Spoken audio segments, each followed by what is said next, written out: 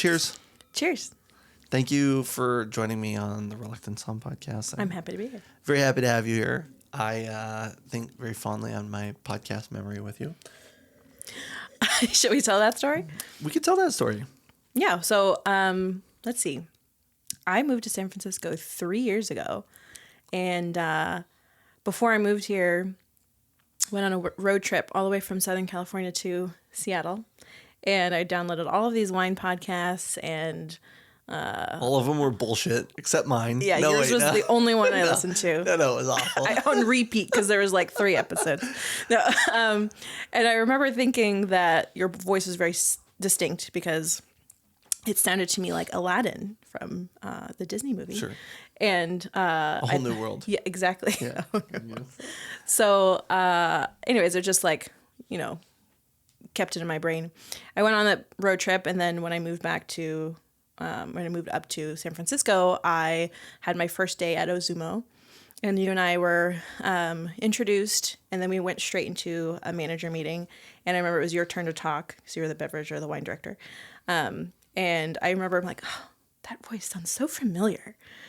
And I'm like, oh my goodness, is this the Reluctant Som? That's so funny. And then as soon as the meeting was over, I went right up to you, shook your hand, and I was like, are you the Reluctant Som? And you're like, oh my God, I didn't even know that people listen to that. Ugh. I still don't think that I've ever met anybody that I didn't know before. I think that's the thing. You're still, to this day, that was 3 years ago. Crazy. Obviously, we've relaunched and we're adding the video component. We're adding the interview component. It's not just me drunk alone in a room, which is what it was before. Which we've archived all those episodes, unfortunately. We'll save them all for the website, the subscribers, I think. But yeah, I remember when you asked me, I was like, oh, fuck. It was like a big realization. I was like, wait, people are actually listening to this? What the fuck? Yeah. And, I mean, it was very just kind of like shotgun. It was just like whatever I wanted to talk about. Like there was an episode on, I think I did an episode on cold brew coffee, and I did an episode on like orange liqueur. I just was like, but you know who you're kind of, you rambled a lot, but have you ever listened to Bill Burr's podcast? He does the Monday morning podcast. No. He just rambles, and I love it. That's and great. You're like the Bill Burr, I guess. I love that. I should listen to that more. Those episodes. It's called The Monday Morning Podcast. The Monday Morning Podcast. Yeah. I'll listen to it. Yeah, because that was almost the thing is that I didn't want to just be like completely off-putting in the sense that like, well, sometimes I was like I was pretty intoxicated. But sometimes I didn't want to be like off-putting. I'm like, nobody's going to listen to this anyways. I don't give a fuck. And then I'd be like 30 minutes in and I'd be like, oh, I hope nobody's listening to this and thinks I'm some piece of shit, So this is usually a better setting where I have some responsibility. My face is tied to it now, which is not something that we wanted to be in the first you were place. hidden. You didn't reveal your identity. Didn't even want to say my name. Well, that's why I didn't know it was you, because also, fun fact, you said in one of the episodes, I work in a high-end Japanese restaurant in San Francisco. Yeah. And so when I went, I'm like, I wonder if it's Ozumo. Because that's where I was going to be working. And it just so happened to be true. Anyway. But your identity was anonymous. Yeah. You tore back my mask very quickly. I guess I have a distinct voice, a distinct talking style too. Sounds like Aladdin. Yeah, perfect. It's great. I love it.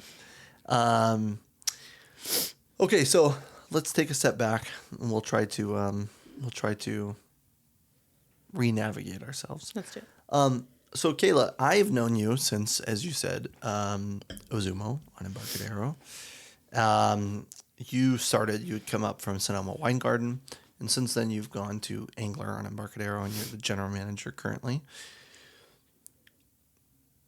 And I know that you worked for a while in the Wine Cave. What was it called? Tell me. The Cave. The Cave. I'm sorry, the Cave. And I know that was a really impressive program. But I'd really love if you could just kind of like tell us where your journey in hospitality began and kind of maybe where your love for wine began, if they're not exactly at the same moment or if they are at the same moment. Yeah, I mean, my first job was at a pizza joint. I was 15. And I've been in the service industry ever since. Through high school, I did that little pizza job and then went off to college at Chico State, which I completed one whole year. And then decided that maybe Chico wasn't for me, and I was a little homesick. I moved back home, and I got a job at Starbucks. And through college, I worked there. And, I still put Starbucks on my resume because I think it's actually quite relevant when speaking about wine and food and experiences. And I'll tell you why, because it's so corporate. It teaches you consistency. It teaches you portion control. It teaches you, and Starbucks being a great company for training already, it taught me just how to be meticulous and how to be just really calm. And even though it seems like a crazy environment, I kind of thrived in it.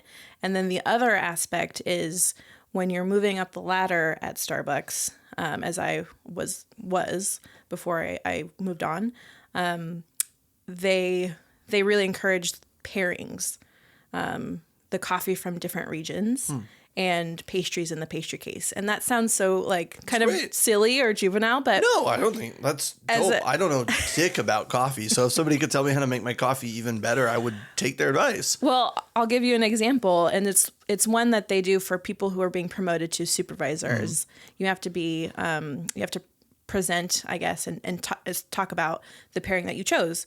And I chose, I think it was Sumatra coffee, really bold, dark roast with a banana bread. And what that kind of came about is like this kind of like mushroomy, earthy explosion in your mouth, but with also the bananas and the coffee. But it kind of changed the flavor profile, which that's really what we do with wine and food. It's exactly what we do. Yeah. So, the little light bulb kind of went on there when it was like, this is kind of interesting. I didn't first know that coffee can taste different when it comes from different parts of the world. So that was like it was your first adventure into terroir. Exactly. Yeah. Yeah. Wow. And then the second being, the high-end pastries that are in the pastry case at Starbucks. But just the simple high-end pastries? That was the joke. Oh, okay. I'm sorry. Shit. Okay. And then just after that, it was kind of like I wanted to taste every coffee and pastry pairing that I could do. Yeah. Not on my dollar, but because I was still 20. But it kind of started there. And then when I stopped going to college because I didn't know what I wanted to major in. I was kind of this lost student and didn't want to spend more money not knowing what major I wanted to pick. And I just worked and I worked and I worked. And I eventually became manager of the Cave. Got a serving job there and then got promoted to manager when I was 24. I believe I was 24 when I got promoted to manager. Yeah. And I was there for 8 years. Pretty long time. But I kind of dragged my feet with big decisions. So I wanted to move on. I just didn't know what I wanted to do, what avenue, what direction. So I think about 5 years to working at the Cave, I had a colleague named Zach who started there, and he worked in the retail shop. And the Cave is actually really awesome. It's in Ventura, which is where I'm from.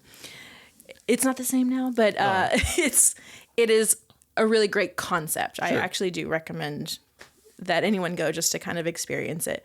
You walk in, it's a retail shop, and then there's the restaurant in the back, and it's actually shaped as a cave. Oh, it's like you walk in and it's just a dome, and there's a wine self-service stations all over the restaurant. Like the little tap argon things. Exactly, yeah. Yeah, cool. So you load up a card, you pour your own wine. It's loads of fun.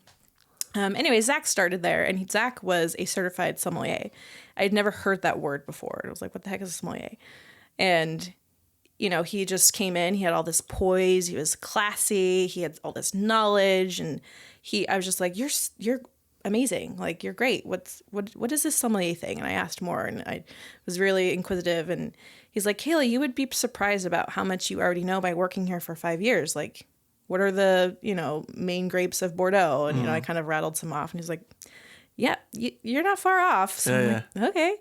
And then when I started, he encouraged me to sign up for my first level somm. And he's like, just sign up. That's just the first step. Because I was a little intimidated. And I did. I started studying, and I'm like, whoa, this all kind of makes sense. Like the Starbucks, the working, 5 years at that place and just being around it, just like, oh my God, I think this is actually what I love. And then, I passed my first level, which is not hard to do, but I felt really proud about it because I was doing it maybe a little bit later in my hospitality career than I think I wanted to. But I found it at the moment that I found it, and my my decision to continue was really because I was riding the high of passing the intro, which again is really easy, but it was just I was so happy doing it. So I quickly signed up for the second level, and I unfortunately part of my personality is a procrastination, so I did not study right away. Yeah. And I was really nervous because, I came from a family that didn't drink. I was not around drinking, like no alcohol at holidays. When people say, what are you drinking for Thanksgiving? What wine are you going to have? It's like, there's no wine at my family's house. So, my family didn't really get what I was doing. They're just like, oh, Kayla just really likes wine. Yeah. And then when I passed my intro, I think they also started to take it more seriously. Oh, that's kind of cool. So my parents, being supportive as they are, they paid for my second level because it's a cost.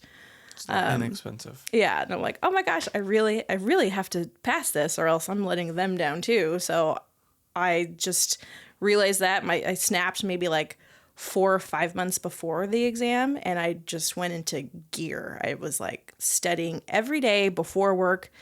When I got home, I would study until like 3 a.m. On my days off, I went to Starbucks and studied for a couple hours, went to Barnes & Noble, studied for a few hours, and like went to my mom's.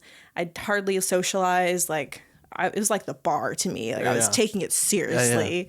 And it paid off. Like I passed, and that whole experience was also another high. I was so incredibly proud of myself. Just one of my most, it's my biggest achievement, I think, so far. Yeah. And, after that, I moved on from the cave. I thought it was time to move on. But it was, I was spreading my wings, and I was 30 at that point. I'm almost 36 now. So my career, serious in wine, only started relatively short time ago.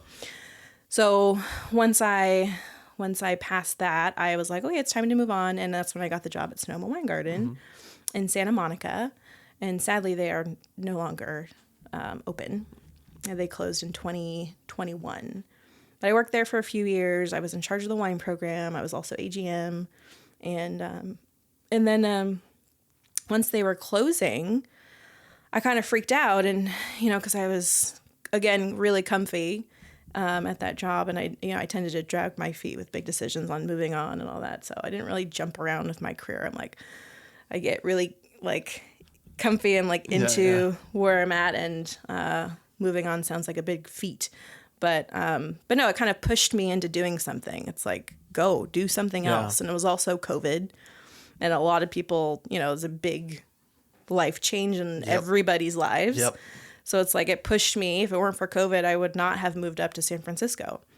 But the opportunity came because Sonoma Wine Garden also owned, the same ownership as Ozumo.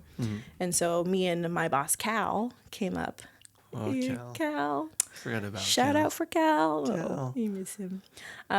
He won't listen to this, but that's okay. I love him. I'm going to make him listen to it. We moved up to San Francisco, and it was supposed to be a temporary position to help Ozumo in a time of need. And you were going to go out and have heart surgery. Yep. And successful heart surgery.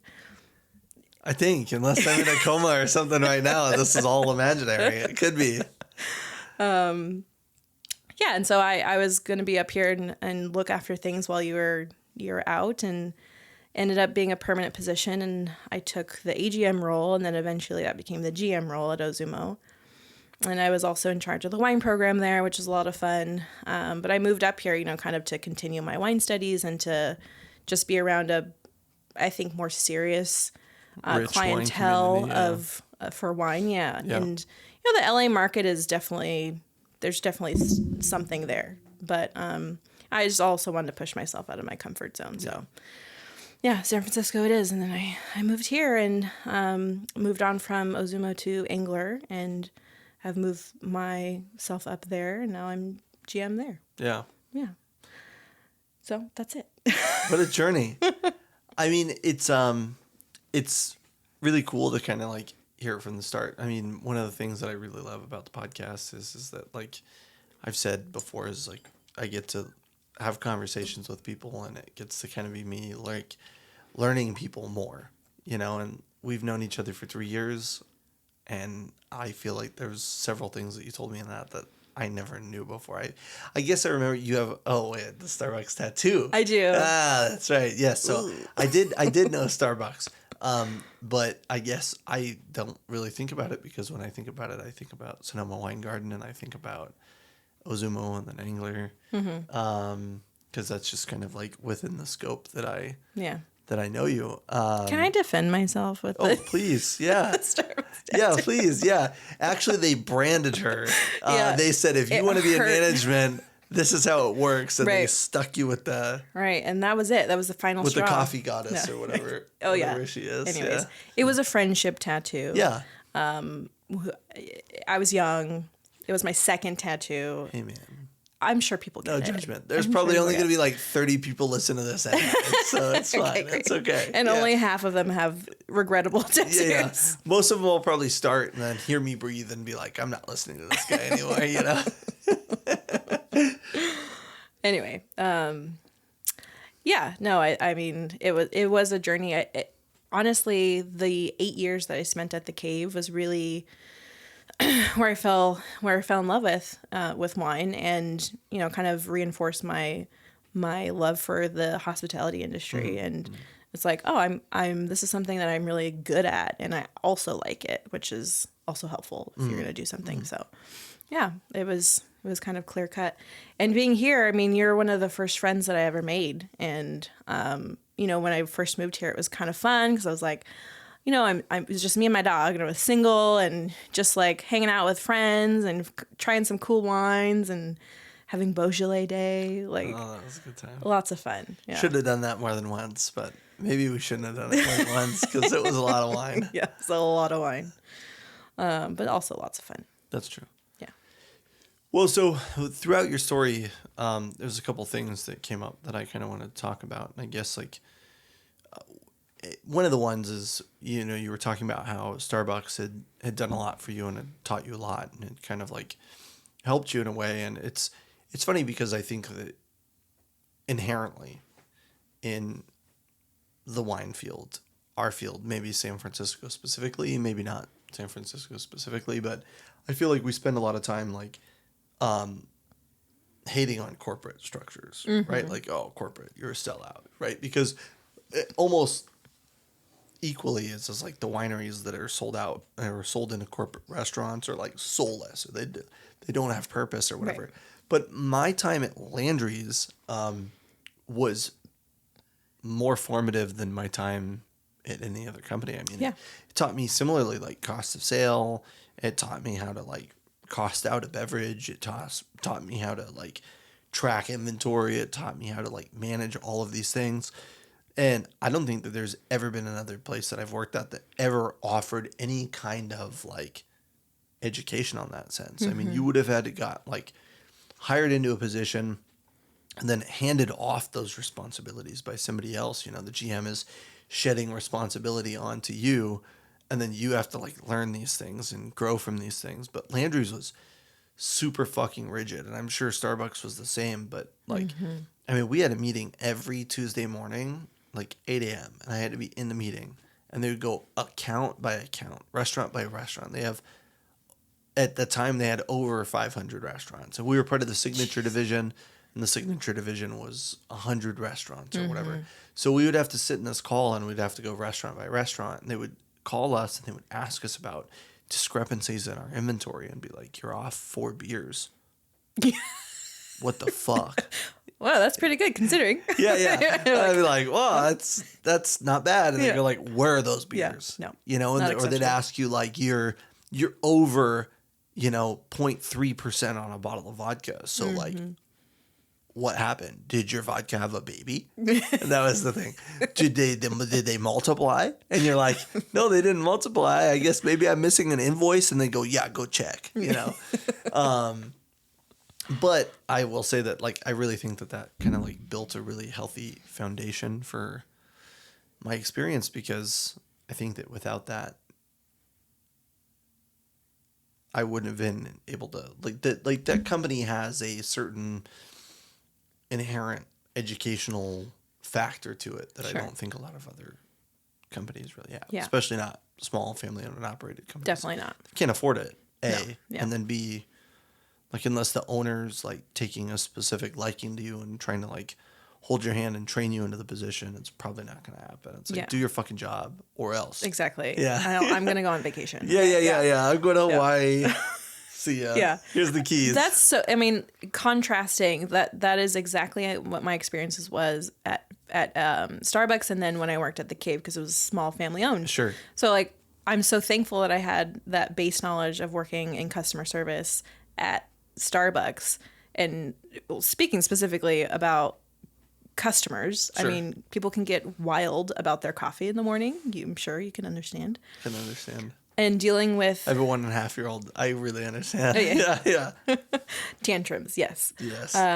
Dealing with those guests and customers on a regular basis really trained me into not caring, not letting it affect me, because I see young people coming into the industry, and if someone is rude or rowdy or just, inappropriate, it really gets to them and it affects them, and like where they have to step off the floor, or they, which is understandable. It can be very scenario. stressful. Yeah.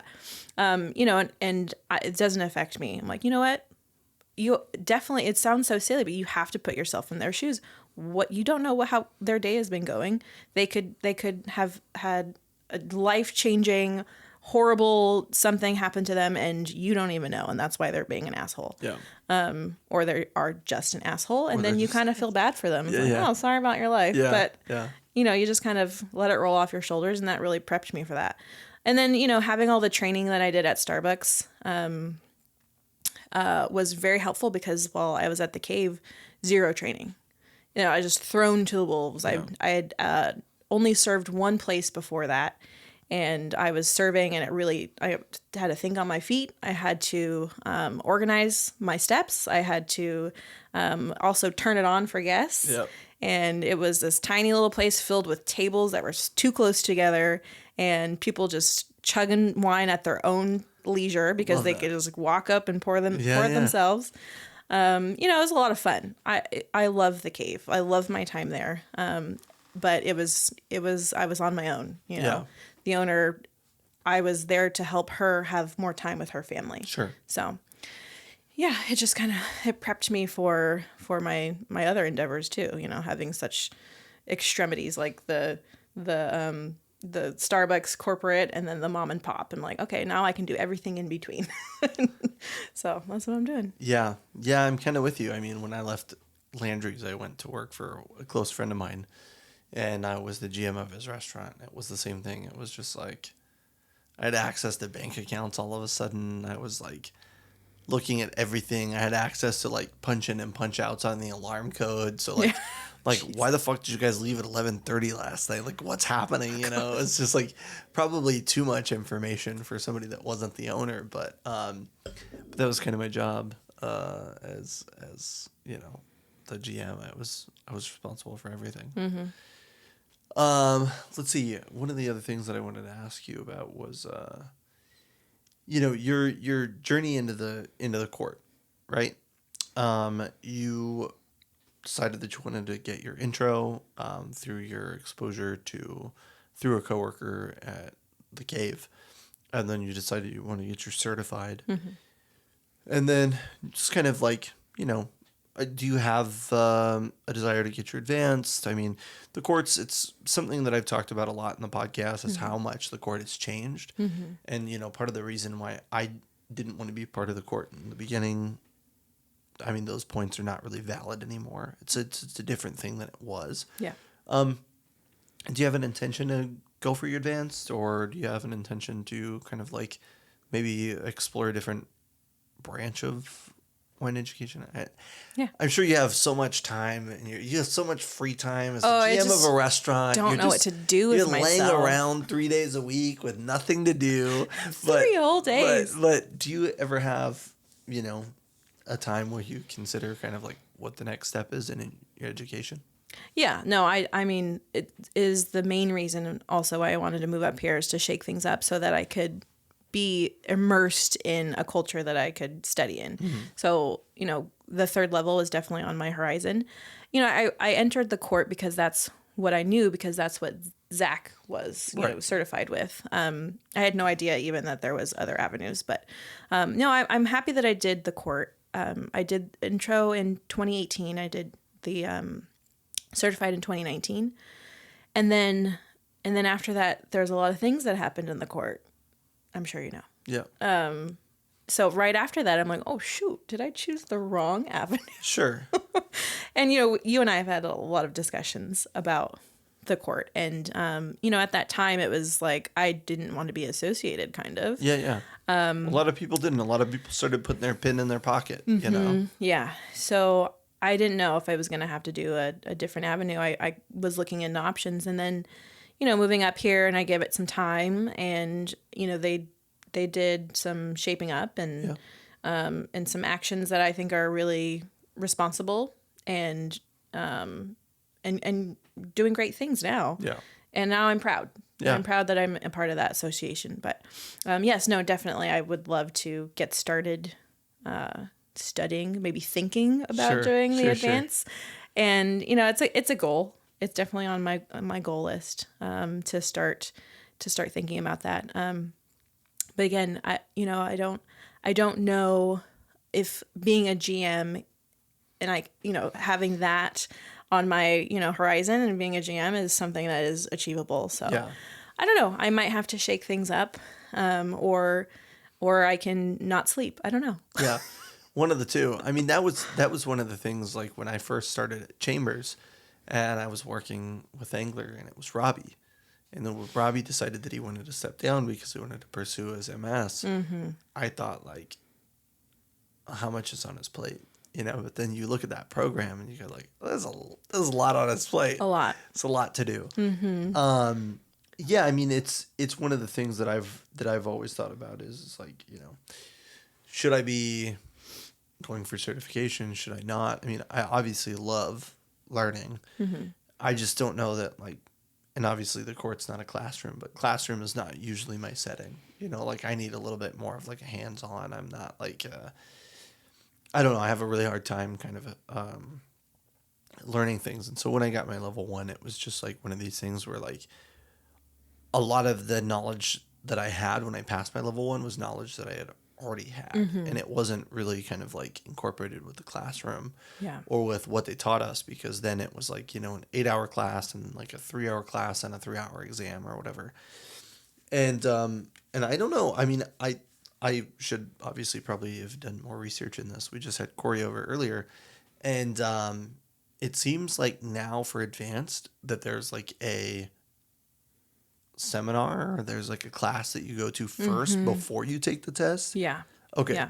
So that's cool too, because I remember thinking like that was a really cool thing when I took the level 1, was that we had a class and then we had theory. And then they mentioned then, this is forever ago, they mentioned then that like, oh, well, then you're certified and you just have to like study on your own. You take advanced and you just like study on your own. Yeah. And it seemed so archaic. Like it was like, good luck. Yeah. Like, I'm like, wait, what do I study? And like, here's a list of 20 books. Yeah. Like, okay. Right. Exactly. Yeah. And so that's the cool thing now, is that it seems like at least there's some kind of like a little bit more of like a guiding light to lead you to the solution, because I think that for a while it was a little, I mean, it was archaic. Yeah, and I mean, I think that that's a good point. It was a little intimidating to even sign up because I'm like, where do I begin? Yeah, yeah. And luckily, I mean, they say that you can't really do it on your own. You need to have somebody else to help you do it. And logistically, yes, I mean, you can't blind taste a wine that you bought at the grocery store. That just doesn't make sense. But also talking through some blind tastings with Zach, who already had a base knowledge, was incredibly helpful. I was having a hard time, you know, oak versus no oak, or old oak versus new oak, or all of those things. And his perspective on it really helped him. Like, oh, okay, that's what it tastes or smells like. You know, it's not something that I could have just read in a book, you know. So having someone to like help you through that. And that's actually, I think, part of the fun too, is studying with people. Oh, and, you know, whenever we'd get community together, building, blind taste a ton of wines or a wine or whatever it may be, it's fun just to shoot the shit and talk about it. So unless somebody brings a fucking Patagonian Pinot Noir, then that's always the issue. So stupid. So, yeah. No. Blindable. No. No, and that's one of the things that I always, that's the two-edged sword for me is like, I always really liked the kind of community aspect, but having but spent, you know, the formative years in Texas and, you know, working in the Galveston area is like, there was not a certified somm. There was not I don't think there was even an intro somm in any of my accounts. Yeah. So to me, it was like silly that like, what do you mean I have to move to a major city and ingratiate myself to these people to have them mentor me? Yeah. And it seemed kind of like this like slightly, I don't know, old boys club kind of style. Oh, sure. But now, I mean, it's great too. There's companies like the Grape Experience here in San Francisco that are like web-based schools and things like that are at least offering education that you can take. Obviously, you know, there's not really a lot of education that you can get in blind tasting without physically blind tasting. Yeah. Well, no, they do some. There's like. Yeah, there's places around that you can get it. You can pay for it. And, they'll send especially you like vials and here. Stuff like that. Yeah, definitely. But that's the thing about the intro is those three subjects that they test you on is theory, which in my perspective I was really good at on my own. I'm a really good studier. If I put my mind to it, I study my heart out and I can do it. I don't need that like back and forth with somebody for theory, but for tasting, 100% I need someone to like bounce ideas off of, and that's how I was able to get through it. Because tasting didn't come naturally to me, which it doesn't for a lot of people. You have to work on it. And then the service portion sounds easy to a lot of people, but I had worked at one little wine bar in Ventura and nothing else. No fine dining. It was very casual. You know, we didn't use trays a lot. So that part was the most intimidating for me. You know, opening up a bottle of sparkling, fine. I crushed it. Yeah. But everything else was like, I was like shaky. You know, someone far off from another table in the ballroom that was testing at the same time as me, the service portion dropped something and glass shattered, and I was like, oh my god, thank god that's not me. I was like so nerve-wracking. It's like outrunning a bear. You don't have to outrun the bear, you just have to outrun the person next to you. You're like, she'll get eaten, I'll survive. And no, it was a lot of fun. But the guy that was testing me, the MS that was testing me at my table, he was a brand new MS himself, and he was very gracious. And you know, there was a few questions that I didn't know, and I was like, you know, I'll have to go find out. Let me find out. I'll get right back to you. And at the end of it, he was like, okay, you did great. You can stop now. I'm like, okay. And he's like, okay, turn around and face the wall and like wait for the other ones to finish. And I'm like, okay. Just like, what's happening? Turn around and face the wall and get ready for your floggings. Yeah, right. Yeah.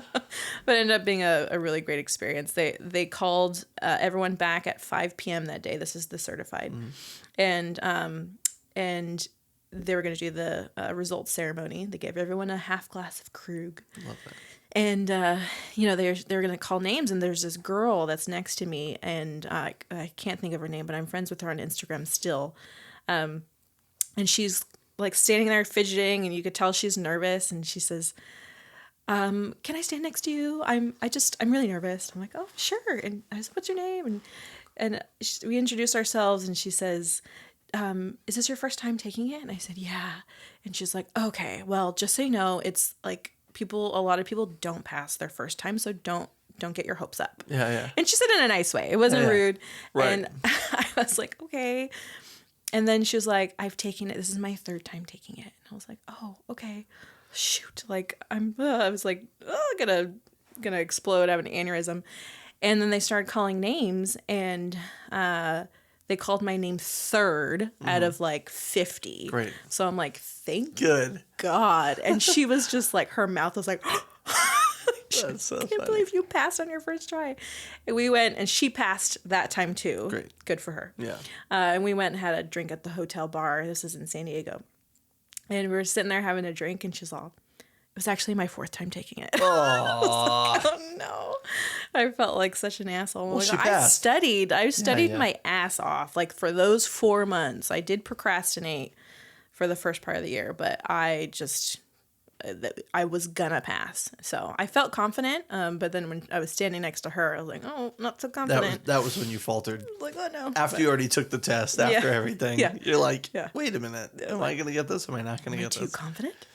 It's better than me. I took the IWP, the Italian Wine Professional exam. Ooh, good for you. And I go just like, oh, fucking, I know Italian wine. You know, this is, I cannot imagine like having that confidence with Italian wines. 25, I'd manage Italian restaurants, you know, like, I mean, like I knew like the gist of it, but I mean, I don't think anybody actually knows the gist of it because it's so wildly complex, you know? Yeah.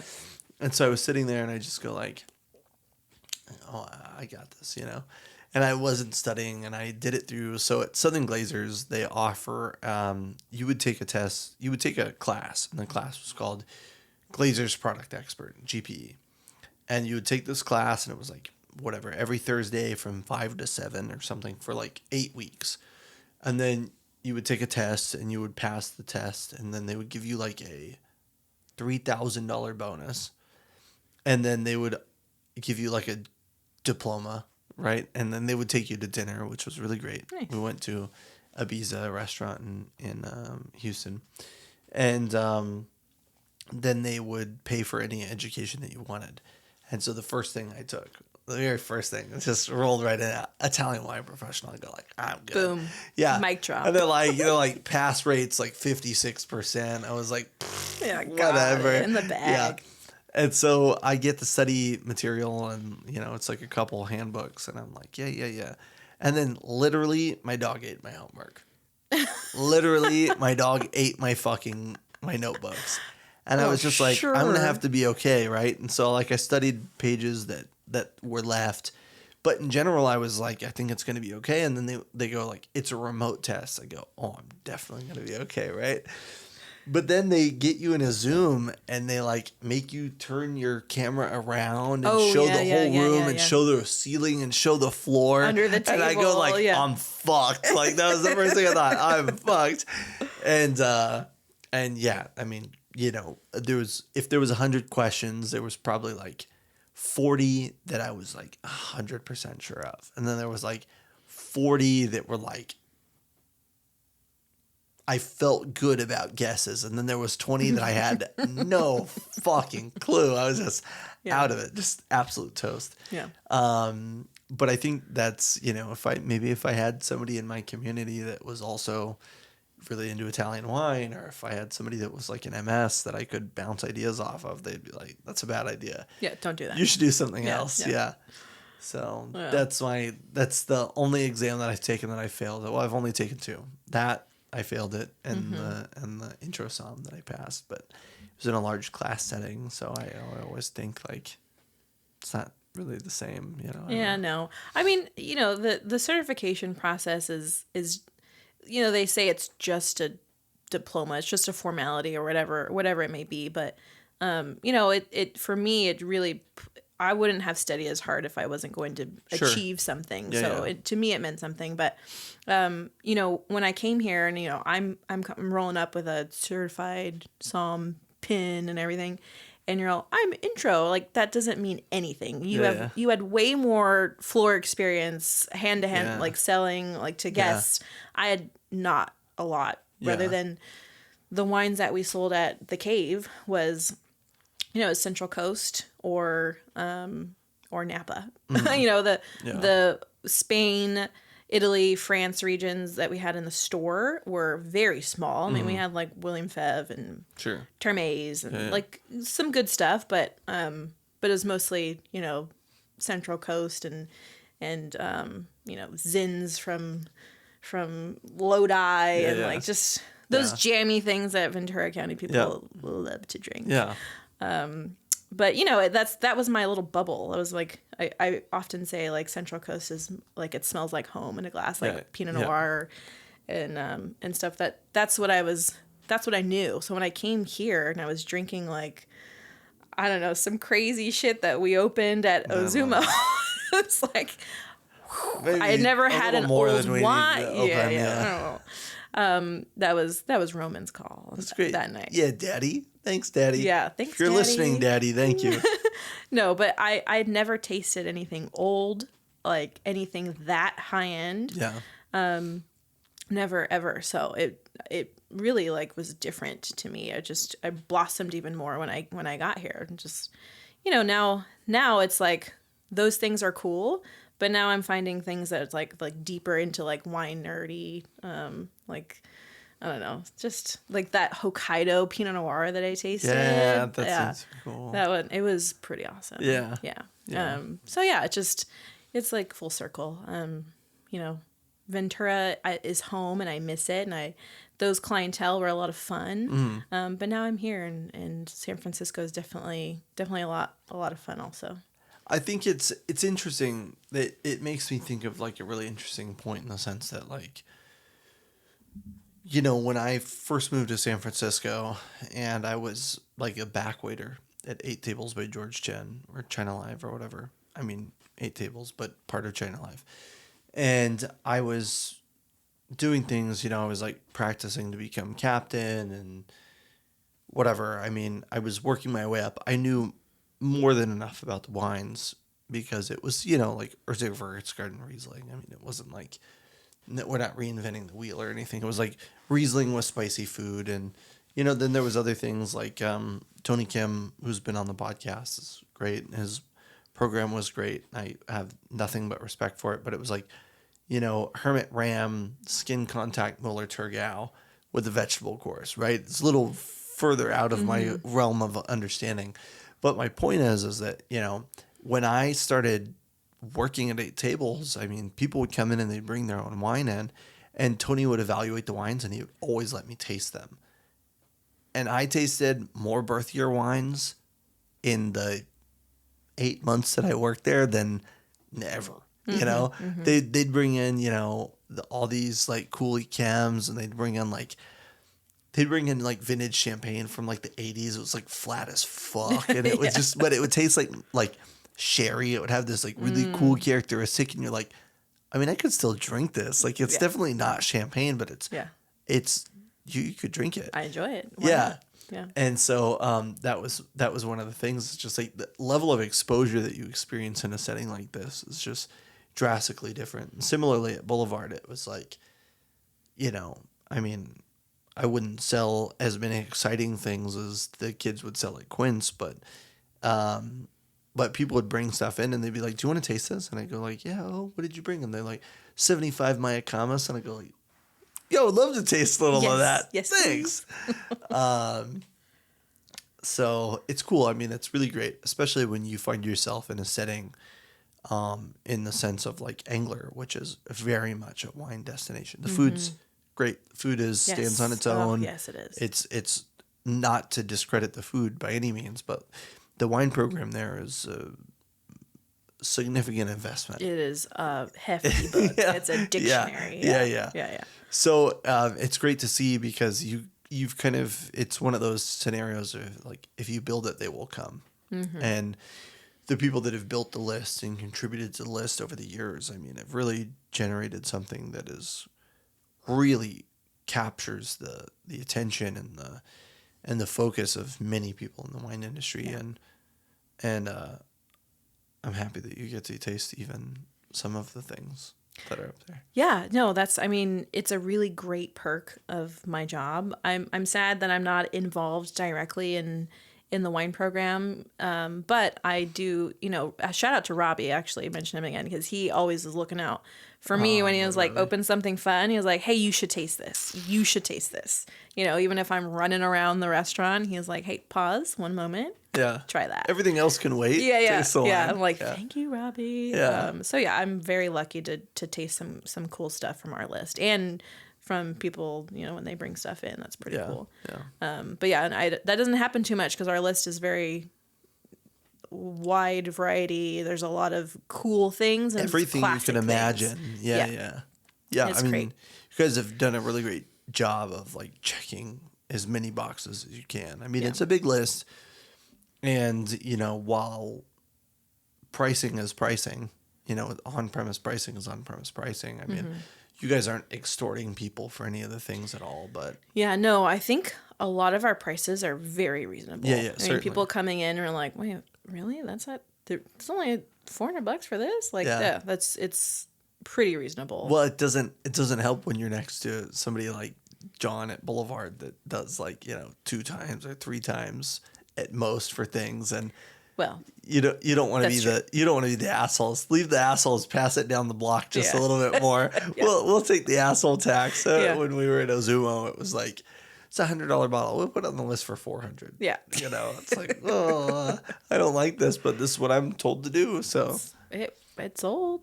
It's old. That's what matters. Oh my god. Yeah. I can't believe how much shit we sold there. Yeah. Great job on that list, by the way. Thanks. Yeah, I did great. It was something that I really enjoyed building a list there, but it was also like very disorienting because having not worked in the San Francisco market as far as a buyer, it was like all of a sudden I had access to all these things and I was just like, what the fuck? And it was the pandemic. I remember talking to John at Boulevard and just being like, John, like, blah, blah, blah, this, that. And all these people are offering me all these allocations. And he goes like, Chris, you're in the best moment of your life. I go, what do you mean? Sea Smoke was like, for a while. And like Sea Smoke, whatever people think about it. The point is it sells. It's a super premium domestic Pinot Noir, which is something that I really needed. Mm-hmm. And I was sitting there and I ordered it and it was a 6-pack and it was like $65 a bottle. And I was just like, I'm never going to fucking sell this shit. And I sold out of all of it. And they eventually cut me off, but I bought like 36 bottles of it. And they were just like, you're done. You can't buy anymore. And I was like, what do you mean? And then I remember, I bought Pisoni Chardonnay because it was like, I need just expensive domestic products because there just wasn't enough that was that expensive domestically. I wasn't being offered allocations of Screaming Eagle. I wasn't being offered allocations of Scarecrow or whatever, and I wasn't being offered allocations of high-end Burgundy. But domestically, we crushed it. Yeah. It was busy. It's Ozumo. It's very unassuming for a wine program, but the food, hello, seafood and also Wagyu. A ton of Wagyu beef, yeah. It's funny because, when people go in there, or when reps would go in there after you left, being in charge of the tasting, they would be like, oh, you need all of the white wine. You need all of the fresh, bright, sparkling, acidic wine. I'm like, you would think. Give me some fucking cabs to go with this Wagyu, please. No, we need a broad spectrum. And it's sold because of those, because, Japanese businessmen would come in expecting those big hitter, heavy hitter cabs, and they bought them, and, wide variety. It was crazy. I remember sitting down and I remember like building out the list and I thought like, oh, I'm not sure about this. I'm not sure about this. I'm not sure about this. And I put it together, and like one of the first big hits, we were only doing outdoor dining at the time. And this is, post-pandemic, and everybody's wearing masks. And this foretop comes in, and he's a Korean businessman. And he comes in and he orders like right off the list, like Opus One, like current vintage Opus One. and it's like $500 a bottle or something. Like, are you sure? And I was just like, okay. And then the owner had recommended that I built a Kaicho list, an executive list, right? Sure. Yeah. And so I just go like, okay, cool. So I built this executive list, and I said, absolutely. I bring him the Opus One, and I bring him the executive list, and there's like really cool like old shit on there. Like I can't remember if it was done. I had something that was cool and old and domestic, but whatever it was, maybe it was Spring Mountain or Cane. I had those 456 Cane 6-pack that was really great. But I remember just like sitting there and being like, oh, I slid him the Kaijo list. I'm like, oh, he's going to order some cool shit, you know? And he's like, what do you think? And I was like, I like this, and this. And he goes like, great. And then he ordered like a bottle of like current vintage Mayakama Scab. And I was just like, okay, cool. It's still a shitload of money, right? Like he didn't need to spend it. But then he explained it to me and I said, you know, like, hey, you know, that's what you want. I'll bring it. Absolutely. If you happen to think that you need a third bottle, like this and this are like really cool. They're in a really cool place, blah, blah, blah.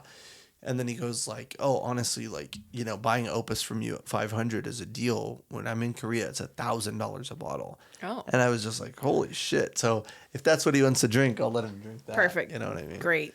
Here's 3 more bottles. Yeah. Please. Yeah. So cool. So one of the other things that I want to talk about is I've noticed this, and I want to know what you attribute this to. Is you have an innate ability to find a job, start the job, and move up, right? Thank you. I mean, it's hard to deny. Every time I've seen anything you've done, you've moved up, right? And so that's something that I think is deserving of respect and deserving of acknowledgement. But I also would like to ask you, like, if you had to kind of attribute it to something, what would you attribute that to? I mean, I don't really know where I got the drive from, but it's just hard work. And you know, something that plays in my head a lot, actually, maybe I do know where it came from, is my grandfather, my late grandfather, on my dad's side. He would always say, he had his own business. It was not in the industry at all, but he would always say, if you're going to do something, do it right. Mm-hmm. And that has translated through a lot in my life, like personal, work related, everything under the sun. So, you know, when I'm doing something, when I'm at work, I want to do it right. But I also, you know, if you do things correctly all the time and consistently, you know, you're going to be an asset to whoever you work for. And, you know, I have my moments where, of course, I just want to be lazy or take it easy or just like relax. And of course I have that time to do that on weekends most of the time. But when I'm at work, I try to just stay on task. I want to, you know, I'm in charge. People kind of look up to me and to be an example. So I kind of want to lead by example. I want them to see what I'm doing is like, this is how hard I want you to work, is just match my energy, you know? Set the pace.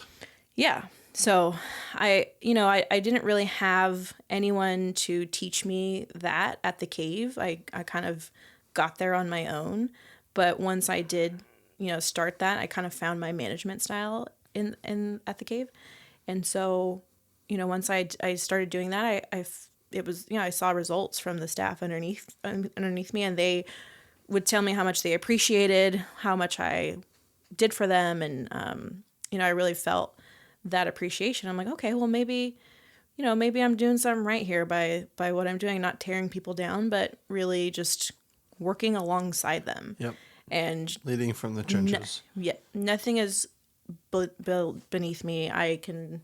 I'll do anything from unclog a toilet to, you know, sell a bottle of wine, to be at the host stand, to running food, to, you know, talking to someone behind the bar. It's just, it's all encompassing.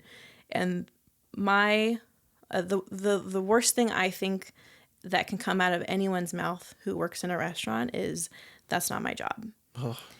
I cannot stand that. That belongs no place in anyone's mouth in a restaurant. And I'm sure at other industries too, but it's the success of the restaurant is determined by the people who work in it. Yeah. And if they're only putting in 50% effort, those are the results you're going to get. Yeah. So, I try to give it 100 all the time just because I'm in a leadership position, and I have been since I was 24. You find yourself in the leadership positions, and I think that's because of that pace that you set.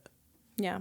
I mean, I try. I don't want to be terrible at my job. Sure. I want to be proud of something, and I want to put it out there and like do something right. And I want to affect people. And I have people that I'm still friends with at the Cave, and I have people from Sonoma Wine Garden and from Ozumo that I'm still friends with. So Me. Yeah. I'm an Ozumo people. You're an Ozumo alumni. Yeah. So, I mean, it's something that I put time and effort and integrity into my work. That's all. If I'm going to do something, I do it right. And I really enjoy doing it the best way. Finding a way. I struggle with making decisions sometimes because I want it to be like, this is the best decision and this is the best way to do something. And that's why sometimes it takes me a little bit longer to complete a task, is like, I'm not going to put in 50%. Sure. I want to put in 100 and make sure that the way that I do it, someone just the other day was like, oh, you're so sweet. He says, what would you do in this situation? And I told him, as a captain at Engler. And I told him, he was like, all right, I'm going to do it that way because that's how you would do it. So that means it's the right way. Yeah. Like, that's great. You're that's learning. So sweet. I love that. Thank you. So, yeah, I was just doing it right. Good. Yeah, I mean, I think that was one of the things that there's not a ton of people that I keep up with from all the restaurants that I've worked with in my past. And there's a lot of contributing factors to that. Part of it is, grew up in California, moved to Texas, worked in Texas, left Texas to Southern California, worked in Southern California to Northern California. So like I've lost a lot of kind of like friends and colleagues along the way. But the people that I find myself kind of like connecting to the most, so maybe one of the reasons that you're sitting here, is the people that like work hard, the people that have integrity in what they do, and the people that like give a fuck. And, to me, like the hospitality industry is something that is like very important to me. It was really hard. I mean, it's one of the main reasons why I've struggled so much with like going into the sales side of things. And, it's part of the name, the Reluctant Somm was, I wanted to be a Somm for John at Boulevard, but I also like didn't want to be a Somm because I didn't necessarily like maybe kind of the culture of the industry, but also additionally, like I kind of wanted that 9-to-5 life. It's kind of hard to find, but yeah, I mean, I don't know. I appreciate you. I appreciate your intention and your effort. Thank you. Yeah. Same with you. I agree. If someone does not have that like same work ethic or that drive, I don't want to be friends with you. Yeah. It sounds kind of rude, but it's true. It's like, I don't really like that you do that. And, you're lazy. You're a lazy person. And I don't know. I just kind of lose a little bit of respect for people when they just like, this is your livelihood. Yeah. This is how you eat. This is how you put a roof over your head. Take it a little bit seriously. Take it a little bit more seriously. Yeah. And really put yourself into it. Otherwise, you're just coasting through life and you're not going to get anywhere. Yeah. I mean, I worked hard throughout my 20s so that I could be where I'm at now and have a good life, and, to see newer generation coming in, that's a whole other topic. It's just like this new generation coming in, which is all about self-care and me, time off, which building boundaries is and like that. Of course is important. It's important. I 100% agree. Yeah. But I think we've gotten a little bit too far off on that. It's like, what is the company going to do for me? Yeah. Which lots of things. Money is the biggest one. Yeah. But also you have to give something to the company, like time and your effort, and learn the product. I mean, there's people that don't even want to study unless it's on work time. Yeah. It's like, okay, I get it. We dealt with that at Ozumo too. And it's a thin line, but for me, because I wanted to be so good at my job, I take my free time and I'll make sure I know that ingredient, or I do a little bit more. When I went to Ozumo, I didn't know anything about Japanese cuisine. Yeah. I would spend a lot of time on my own just researching and looking up Japanese terms and sake Yeah. and everything. But, you know, it's just sometimes I think this newer generation doesn't always think about what they can do. Sure. It's like, what can you do for me? Yeah. It's not everybody. It is certainly not everybody. There are some gems in the younger generation, but it's a theme. It's a theme. It's a theme to say the least. I mean, it's interesting that you bring that up, and that's very true. I mean, it's something that I think about often when I think about today's state that we're in. But like, to me, when I started in the restaurant industry, I didn't know anything, right? And I was like a food runner, and people would be like, "Oh my God, I love this popcorn shrimp." And I would like go down to the kitchen. I'd be like, "Can I have an extra popcorn shrimp?" And they'd be like, "Sure." And they'd give it to me, and I'd go up and I'd give it to them, and they'd be like, "Oh my God, you made my night." And it was like that high that I chased was like making somebody's night. Yeah. Was like, that was it for me. Wow, You know, it was like, that's great. It's fun. And so, you know, and even like the whole impetus to learn wine was just like I was responsible for a wine program at like 19, which I had no business of being responsible of. And I would just go like, well, these people are disappointed that nobody knows anything about wine. I guess I'm going to have to be responsible for learning about wine. But for me, like hospitality and like knowledge and the desire to like push and to be better was always to provide a higher quality service and to like make people's experience better. You know, and it almost feels like, not almost, it feels like that's lost nowadays. I mean, it feels like it's a very like exchange-based relationship, a very exchange-based society where it's like, oh, you're not buying anything expensive? Like, I don't really need to take care of you that much. Yeah. You know, and it's like, to some of these people, like, you know, it's a $150 meal, a $200 meal. They saved up 6 months for this meal. Absolutely. You know? And then to some of these guys, they come in, they drop $3,000 and it's an expense account. They don't give a fuck. It doesn't mean anything to them. You know, but this $200 table, this could be like one of the most important meals of their year. Yes. And you have the ability to impact that meal. And I think that that's just so like, it's so important. It's a lot of responsibility, I think. Like, you know, when I think about it, it makes me feel stressed out. Maybe that's my PTSD triggering. But I think about it and I go like, that's a lot of responsibility, is to like be responsible for somebody's enjoyment. And I try to always quote James Lynn and say, you know, like when somebody comes to eat in your restaurant, it's a miniature vacation. It's their opportunity to escape reality. Yeah. And it's your responsibility to give them that. You know, they shouldn't have to worry about anything. They shouldn't have to ask for anything. They shouldn't have to be stressed about anything. They should just be taken care of. That. That's what they're paying for. Right. Why else would you pay a 3-time, 4-time, 5-time markup on food? That's the dumbest idea ever. Right, yeah. Like, conceptually, if you think about it, you're like, I could go to the grocery store. Like, I could buy this head of lettuce for $3. Or I could go to this restaurant and spend $18 on a salad. And you go like, I'm going to go to the restaurant. You have to ask yourself, like, what goes into that? It's beyond just, like, my dressing, or I served it to you on a chilled plate, or like all the other shit that goes into it. But like part of it is like the hospitality industry, you know, it's like, let me take care of it. Don't worry about it. You deserve to be spoiled. You're willing to spend that money. You deserve to be spoiled. It's like, definitely, people buy a nice car, you know, your nice car should be nicer. Right. That's why you bought a nice car. You know, it's like, if you're willing to invest the money into something, or you're willing to invest the money into an experience, like you should be getting that. 1,000%. You know, we see at Angler, we see a lot of different people coming in, but it's a lot of regulars, you know, throughout the week, the happy hour crowd, but also the people coming in right after work with like business dinners and spending money on an expense account that just like they want to have a nice meal just so they can have a discussion over dinner. Who will spend money on a nice bottle just to impress the person across the table, which is wonderful for us.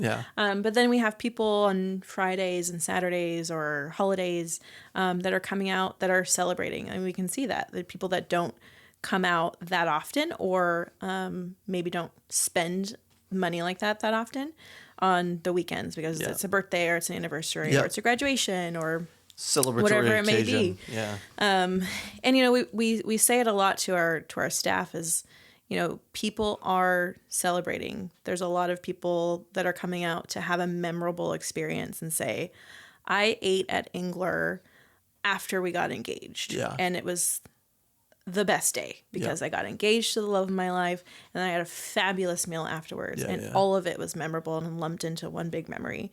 So it's very important. Like, you don't know what people are coming through, what their expectations are, but it's our job to make sure that it's exceeded and that their money is well spent.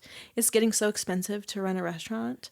When it's expensive to go out to eat, It's and like insane. the buck keeps getting passed. Yeah. So, those expenses translate to the guest. And so they're paying more. Yeah. And so they, we need to justify that cost more than ever. Yeah. So giving that razzle dazzle is very important. Razzle So dazzle. we try at Engler. I think we do a great job. No, you guys do a good job. And I think, like, inherently, like, as a company, you guys have always done a good job of kind of, like, setting a bar for service and for food. And, that's great, because there's a lot of places that open now. And we were just talking to somebody, a mutual friend of ours that we'll discuss later, that said nobody cares about improving. Nobody cares about getting better. They just want to make sure that they're making enough money to get by.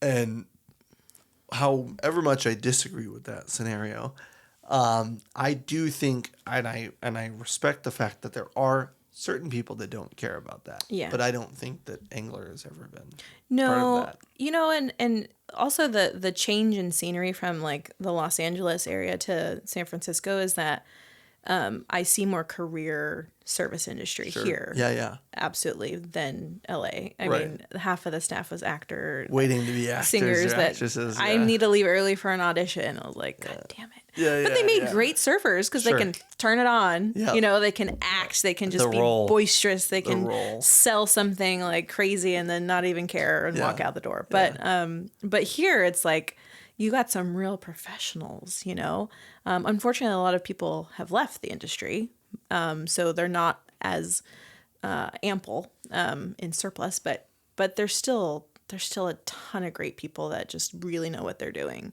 and can just read a table and just curate an experience special for them, Yeah.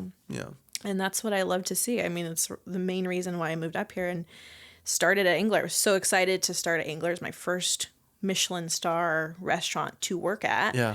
I was also very intimidated, being a manager, walking in and not knowing, certain things like steps of service I had to relearn. And after working at Ozumo, which is very high volume, not a bit more casual. Michelin. Yeah. So it was a learning curve for sure. And I even had some staff members underneath me placing bets on how long I would last. Oh, God. Hopefully Serves you've them outlasted right. all of them. Yeah, pretty much. Yeah, good. Anyways, no, it's a good time at Engler. We do a good job. I'm proud of the staff there. They they're like my children. They get on my nerves sometimes, and I want to just lock the door and have a mommy moment and scream. But they do a great job. They're hard workers. They're good. They're great.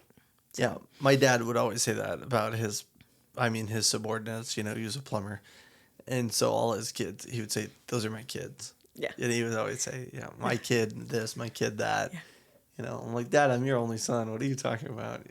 No, my kids. I leave meetings sometimes. I need to go check on the children. Yep. Yeah, on the floor. I did that. Yeah, check on the children. Yeah. So we kind of dance around the topic of this, but if you could maybe paraphrase, or not even paraphrase, but if you could try to like wrap up what hospitality means to you in a couple sentences, what does hospitality mean to you? I mean, hospitality is my livelihood. It's what I know. It's what I can't go anywhere without thinking how to improve something, or, oh, that's cool, I want to bring that back, to kind of put that in my back pocket. I mean, hospitality is something that's kind of just ingrained in me now. Yeah. And, when I go other places, I want to feel that, and I want to bring it back to wherever I'm at that time, or whoever I'm employed with. Just because, you know, that is what I like to do in my free time. People ask if I have hobbies. I'm like, I have a dog that I like to take out to the beach and and walks and everything. But other than that, I mean, I don't really have many hobbies. I like to go out to eat, and I like to go out to new bars, and I like to experience things. And you know, telling friends, I'm like, oh, I just went here, I just went there. Like, this place is really cool, or you got to go back here. It's like, that is exciting to me. Yeah. So to give that to other people who are maybe in the same boat that haven't been to Angler before, or any restaurant that I work at, it's just exciting to see. They're like, oh my God, everything's amazing. Like the staff's on point, the ambiance, the food, like the drinks, everything's on point, and it's just like a good time, and seeing people laugh and just relax. That's good. It's like a goal. It's like, that's goals. That's goals. You know? Like, yeah. I'm like, I want to sit down with you guys and have a drink. Like, I want to experience what you guys are having, you know? It's fun. That should be part of it. I mean, it's dopamine, I keep talking to people that are like, the 3-star experience is like not what it used to be. The 2-star experience is not what it used to be. I mean, people seem to be really more chasing like the 1-star. Like, people want more relaxed environments. People want to just be able to like sit down, enjoy, have a great fucking meal, have a cool wine program.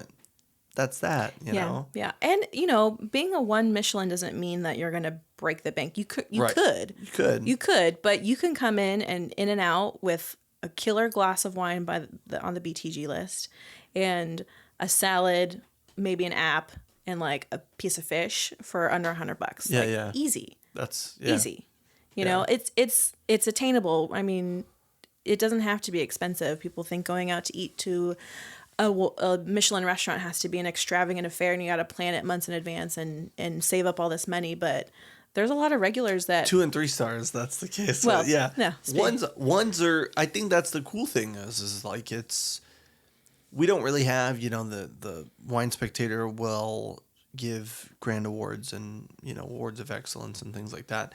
There's not really like you know, people complain about the Michelin system, but there's nobody else out there doing anything. No.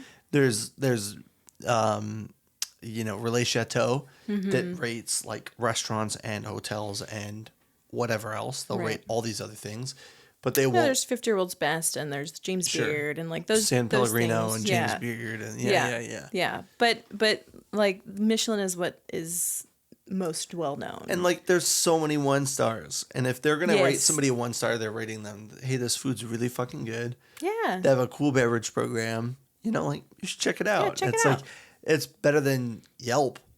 You know. Oh. You know, 4.5 stars. Fuck Yelp. 4.5 stars, and it's just a bunch of people saying like, "Oh my God, I love taking a picture in front of the flower wall and the neon sign." Oops, sorry. We had a Yelp review recently where they gave us 1 star because they said everything was great. Everything, the food, the service, the ambiance, everything was great, except she said, I did not like how ill-fitting your uniforms were. They did not fit right. I had many people busting out of their suits because they're in suit. And I was like, there's probably 1 or 2 people I can think of. But, I can think of 1 or 2. Yeah, 1 star for a great experience besides our uniforms. No, I think she was giving you a 1 star because maybe she was a Michelin judge. She said, this is a 1-star restaurant. Yeah, exactly. Yeah. Oh, that's what she's confused. Yeah, I think she's confused. Great. Yeah, she thought she was a Michelin guide, but she's not. Yeah. That was great. Highlight of my week. Woof. Cool. Okay. Well, now we should probably talk about this wine. I'll give you a little more Let's wine talk about it. glass. What do you think about this wine? Do you like this wine? I do. This is very crushable. It's crushable, to say the least. Do you want to? Do you feel like trying to take a stab at it? As I've said in basically every podcast, the wine is not always blindable. So this is not necessarily a blindable wine, but you have every right to take a stab at it. So it could or could not be blindable. Certainly, yeah, it could or could not be. Yeah. No, I'm. Or you could throw a dart at the map. And It's tart. I'm thinking Sauv Blanc, but You know, that's a stab in the dark because I'm out of condition. That's So okay. I've not blind tasted at all in the last, I wouldn't say a year at least. So maybe it's the last time since we hung out. Yeah.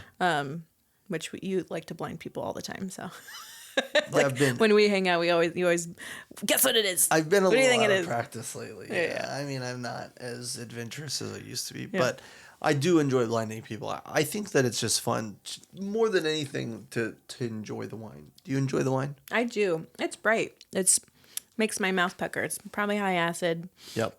Yeah, but stab in the dark for New World Sauv Blanc. Sure. It's not New World Sauv Blanc, but that's okay. Wait. That's no. That's I'm part sorry. of it. There's okay. All right, now I'm analyzing. Sure, analyze if you want to analyze. You don't have to analyze. It's ripping acid. It's screaming acid. It's And racy. There's some waxiness on the to it. nose, there's a bit of waxiness. Yeah, it's zippy. So, you know, Riesling comes to mind. What kind of fruit do you get? Do you get like stone fruit, or do you get like? Yeah, I'm getting lychee, or what are you citrus getting? and stone. Yeah. Yeah.